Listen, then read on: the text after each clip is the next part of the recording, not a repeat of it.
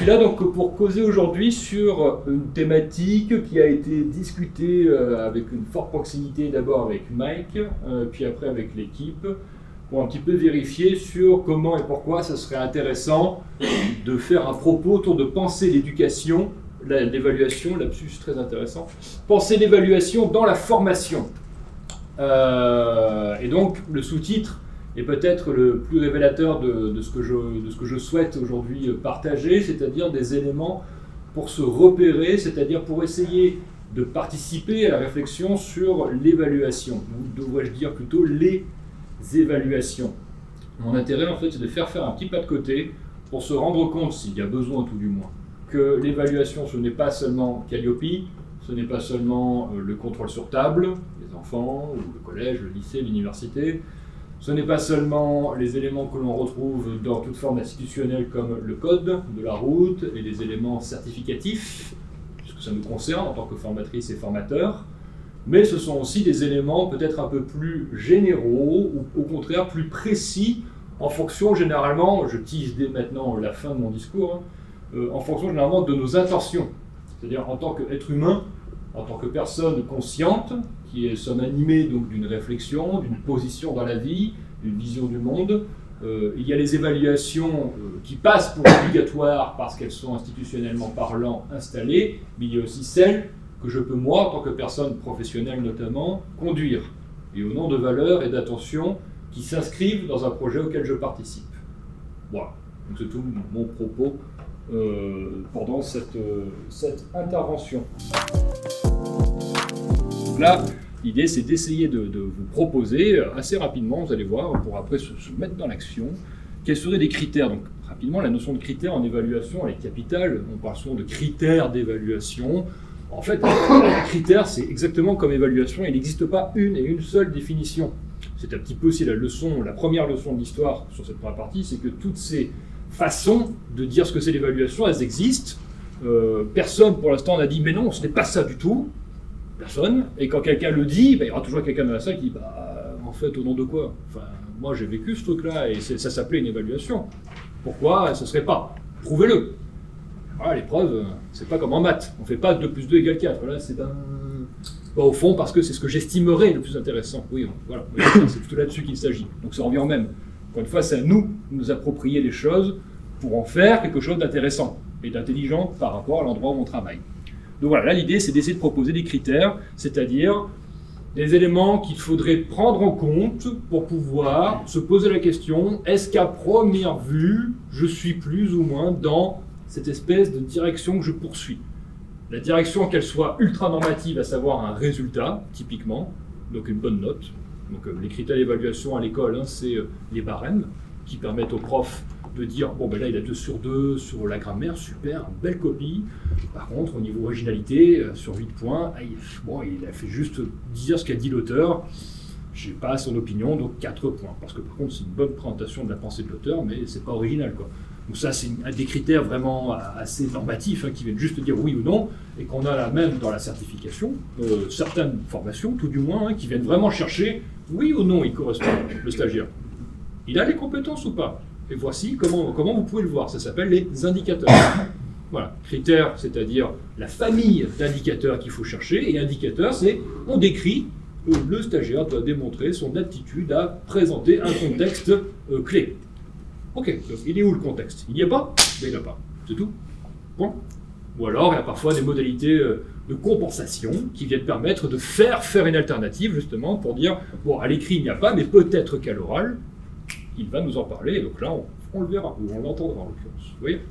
Jusqu'aux critères les plus ouverts, qui vont consister à essayer de concevoir, de penser des situations où la personne va, ma foi, tenter de mettre en œuvre, de montrer, de dire des éléments qui vont permettre de dire « Ah ouais, intéressant, ok, je vois, la personne a préféré faire cela ainsi, j'aimerais savoir pourquoi elle a fait ça. » Et donc, tout à l'heure, à l'entretien, je lui poserai la question « Oui, tout à l'heure, madame, vous avez fait ceci. Juste comme ça, une question de curiosité, j'aimerais savoir qu'est-ce qui vous motivait, qu'est-ce qui vous intéressait. » Donc là, les critères permettent le dialogue, puisque c'est ce que vous recherchiez, vous l'aviez anticipé, vous le fouillez, et là, vous observez un truc, mais ce truc, il vous intéresse. Il ne vient pas vous faire dire c'est gagné, c'est pas gagné, il n'a pas, il a. Il vient vous faire dire ah ouais, intéressant, ah ouais, j'aimerais comprendre. Et donc là, il n'y a pas le choix, il faut aller parler à la personne. Il n'y a que la personne en face de moi qui le connaît. Et moi, l'évaluateur, je ferai que me contenter d'entendre et de dire ok, à moi d'essayer de retirer un petit peu quelque chose en disant bon, à mon avis, ça, c'est vachement intéressant, c'est un truc qu'il faut encourager ça. C'est ce qu'on appelle un peu typiquement les évaluations formatives ou formatrices, que vous avez peut-être déjà entendu parler. Ce sont des évaluations, décidément ce lapsus me colle à la peau, ce sont des évaluations qui participent à la formation en faisant ce qu'on appelle typiquement du feedback. C'est-à-dire, on ne se contente pas de dire c'est bien, c'est pas bien, allez, ciao, à bientôt.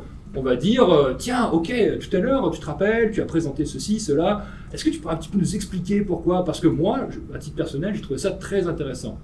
Si la personne n'avait pas entendu ça de votre bouche, comment elle aurait pu déduire que ça vous intéressait? Surtout aujourd'hui avec le masque, qui enlève quasi une moitié de nos expressions du visage, où souvent quand même un bon vieux sourire nous met un petit peu à l'aise, ou alors au contraire déstabilise parce que j'ai dit une bêtise là, chaud. Mais quand c'est un sourire, vous savez, ces petits yeux qui se plissent, un sourire calme, on se dit c'est top, première vue c'est bon quoi, il y a un truc qui se passe, c'est encourageant. Juste quand il n'y a rien, on se dit ok, il se passe rien du tout. Donc si on ne dit pas, ça sera encore plus compliqué aujourd'hui, je crois, de se donner un petit peu une impression quoi, de comment ça va, etc. Quels seraient des critères pour de l'alter? Pour alterner, donc pour faire ce fameux pas de côté, il faut considérer quelques principes opératoires et éthiques. Donc opératoires pour que ce soit concret, sinon on en reste à la théorie, il faut essayer de dépasser ce truc, ce côté un peu l'idéal. Oui, l'idéal, oui, on l'a tous, on a tous des idéaux, donc il faut aller un peu plus dans la chair. Et éthique, c'est-à-dire qu'ils tiennent compte des gens, qu'ils tiennent compte des êtres vivants, où on va essayer de faire le mieux possible. Et le mieux, jamais au détriment du bien. Donc attention, c'est un philo pour les nuls, je vous l'accorde, mais c'est quand même vachement important, c'est-à-dire parfois, qui peut le plus, peut le moins. Et c'est parfois ça le principe éthique, c'est de se contenter de quelque chose parce qu'on voit que chez l'autre ça a du sens.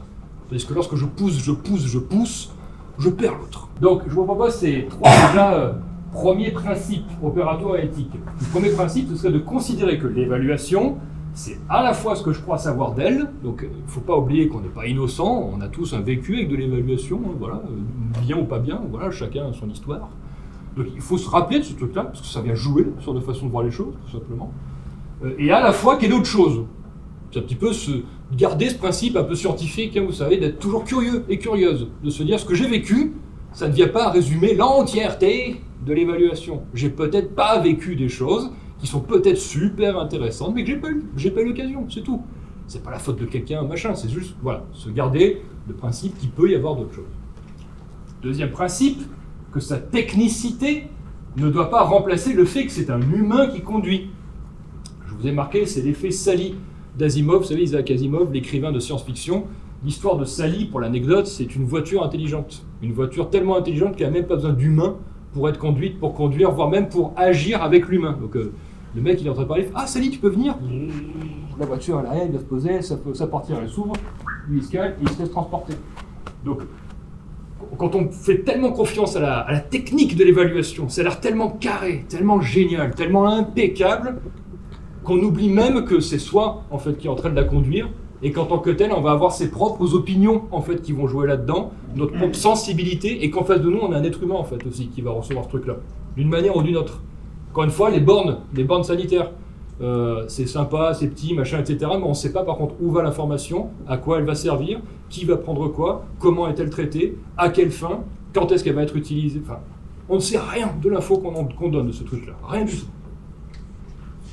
Troisième principe, que ce qui est évalué ne doit jamais être l'humain, mais quelque chose de précisé. Une compétence des stagiaires, ou alors une production de l'élève, ou alors un geste professionnel, ou alors un terme utilisé adroitement, mais jamais la personne. Cette espèce de discours qui dit alors tout à l'heure tu vas être évalué. C'est chaud quand même, c'est super violent. Non, c'est pas la personne qui va être évaluée, c'est la prestation qu'elle va faire. Dans un cadre très particulier, il y a des jurys, des gens qui sont formés à aller chercher une information précise. Mais ils ne sont pas là pour dire après à la personne tu es un bon être humain. C'est pas ça du tout. Quelle horreur. Et pourtant, moi le premier, attention, je dis pas, oh là là, les méchants, mais parfois on a cet abus de langage, hein, vous savez comme on dit, c'est-à-dire que c'est pas, on fait pas exprès, on n'est pas servile, quoi. Simplement quand on dit, ouais, tout à l'heure, voilà, vous serez évalué, n'oubliez pas, on est en train de leur faire dire que là, on va venir interroger ce qu'ils valent ces gens-là, eux, là, en tant que personnes. Alors qu'au fond, l'évaluation qu'ils vont vivre là dans 15 minutes, c'est quelque chose de prévu, qui a été partagé, ils sont au courant, voilà, on les a préparés du mieux qu'on puisse, voilà, on ne peut pas faire leur place, mais on a essayé, et ça sera ces aspects-ci là qui vont être évalués. C'est pas eux, on ne vient pas leur dire ils sont gentils, ils ne sont pas gentils, ce sont de bons animateurs, ce sont de mauvais animateurs, pas du tout. On vient chercher ces aspects-là, et jamais une entièreté de quelque chose. Je propose fort des principes qu'on a vus ensemble, cette espèce de 3 critères en lien. Ça fait typiquement écho à ce que tu nous proposais, en disant, voilà, et si on liait un peu plus les choses, quoi. Si on arrêtait de réfléchir, c'est soit, et qu'on pensait les choses connectées entre elles, elles viennent s'inter-influencer, voilà, c'est toujours différent d'une situation à une autre, d'une personne à une autre, voilà, pour tout ça, totalement d'accord. Et donc je propose ce petit schéma qui vaut ce qu'il vaut, mais qui pour moi toujours, c'est dans cet esprit de essayer d'avoir des éléments simples pour pouvoir essayer de les essayer et de s'en faire soi-même sa propre culture, sa propre connaissance. À mon avis, il faut tenir compte de l'activité évaluatrice, du développement des compétences, donc il faut un petit peu détricoter ce mot-là, qui est un peu passe-partout aussi, et la situation d'action. On les voit juste après, hein, mais voilà en gros le schéma qui, selon moi, si on essaie d'appliquer ça, si on fait gaffe à ces 3 éléments toujours ensemble, j'ai bon espoir que ça soit une évaluation un peu justement alternative et un peu plus humaine, un peu plus utile à tout le monde, moins violente, qui te tombe sur l'arrêt du nez, etc. Donc voilà un petit peu pour un peu mieux expliquer ce que j'entendais par ces mots-là. L'activité évaluatrice, c'est ce qui correspond au fait qu'on est dans une évaluation. Ça peut s'appeler la certification de l'examen, ça peut s'appeler la prestation, ça peut s'appeler la production, ça peut s'appeler la démonstration, bref, ça dépendra de nos secteurs professionnels finalement, mais c'est au moment où on est dedans. Il faut que tout le monde sache. Quand je dis tout le monde, c'est la personne qui va être en train d'être évaluée, la personne qui va conduire l'évaluation. Il faut que tout le monde sache qu'on est dedans là. Donc on n'est plus en mode stagiaire lambda, on n'est plus en mode prof si on est prof, on n'est plus en mode de formateur si on est formateur, on est en mode jury, on est en mode évaluateur, on est en mode personne en train de vivre une évaluation, donc un évalué, comme on dit, un certifié, etc., etc. La situation d'action, c'est ce pourquoi existe la première. Il n'y a pas d'activité évaluatrice, il n'y a pas une situation où va se dérouler quelque chose. Même quand on mémorise et qu'on récite, clin d'œil aux poésies de La Fontaine, quand vous étiez là en mode devant tout le monde, en mode alors le corbeau et le renard.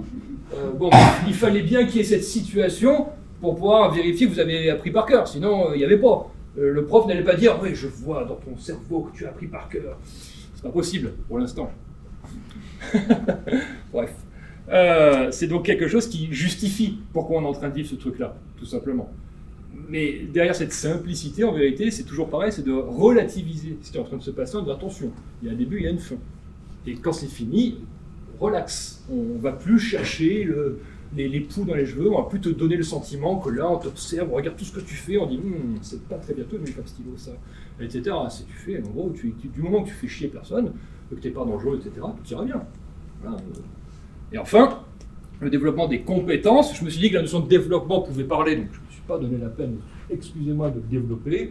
Par contre, celle de compétences, elle est tellement un peu passe-partout, excusez-moi, que je me suis dit, bon, je vais leur proposer, moi, une définition parmi, alors un pactage, hein, c'est un truc de dingue, la notion de compétences, mais qui me semblait correspondre à ce que j'ai appelé justement cette notion d'alternance, ou d'alternativité, ou d'alternatif. C'est-à-dire, elle est nécessairement et constamment réorganisée à partir de l'expérience. C'est-à-dire, pas d'expérience égale pas de possibilité de montrer de compétences. Autrement dit, la théorie, en mode, mais et si tu étais dans telle situation, qu'est-ce que tu ferais ? Bon, on est dans une théorie. Donc la personne va vous dire ce que théoriquement, elle imaginerait bien de faire. Mais de là à savoir si elle est capable de le faire, c'est un peu fort de café quand même. Oui, elle est capable d'imaginer. Ok, c'est bon, ça je valide. Par contre, elle n'est pas forcément capable de faire ce qu'elle vous dit, et peut-être qu'elle va faire mieux que ce qu'elle vous dit, parce que peut-être qu'elle n'a pas le concept pour vous dire toute la richesse et la sagacité de ces gestes, de ces actions. Et à contrario, on connaît tous les beaux parleurs qui arrivent à vous vendre le machin. Ouais, c'est un principe heuristique qui consiste à développer des modalités alternatives et autres herméneutiques croisées. Ça a l'air fascinant. Et concrètement, ça veut dire quoi? Tu fais quoi en fait? Ah ben en fait, je réfléchis, je dis des définitions différentes.